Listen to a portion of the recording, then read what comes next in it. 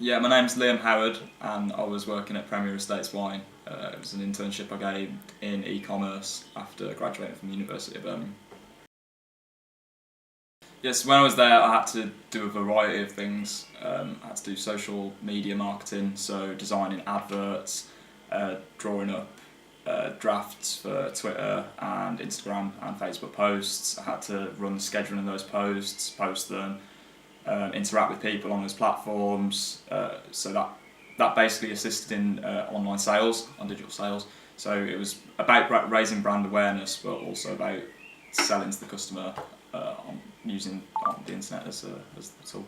I got paid £8.75 an hour, so I was making £350 a week, and that was around about £320 a week after tax. So I was in a team with my friends, effectively, which was really fun. And then I was the first one to get offered this full-time position, like after the internship had ended. So I thought, great, I can kind of set about trying to find somewhere a bit more local to live in, because the pay there was extremely good, and I had enough to kind of stand on my own 2 feet. It was a long commute going from Sutton Coldfield through to Jewellery Court every single day, particularly as I don't drive.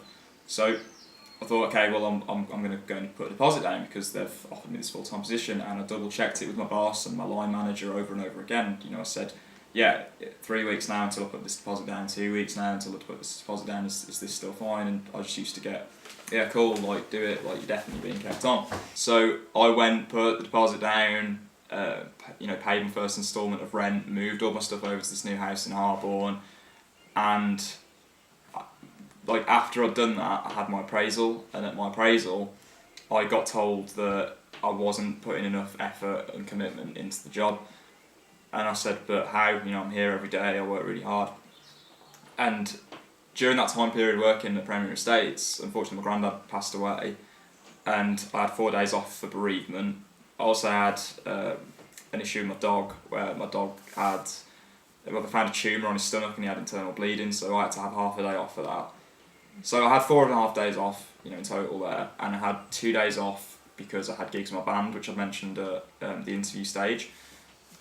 So I got told in my appraisal that I'd had too much time off because I'd had this 6.5 days off, and I thought that was absolutely outrageous because even like contractually I was entitled to 10 days holiday in that time period anyway, like over that internship, over that 10 weeks.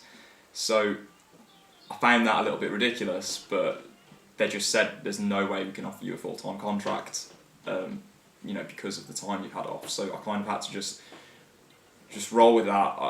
I kind of didn't do myself any favours because I suggested, well, if you think I've got too many distractions right now, then maybe I could go part-time. I had a friend that was working there part-time as well, and they really, really didn't like that. So we broke up for the Christmas period, and came back, and about 2 weeks in, I just randomly got took into my line manager's office, and he just said, yeah, unfortunately we're going to have to get rid of you. So I think at that appraisal my contract got extended till the 20th of January, and I was out by the 6th of January with no explanation. I asked, why is this happening, like what's the problem? And they just didn't really give me an explanation after that.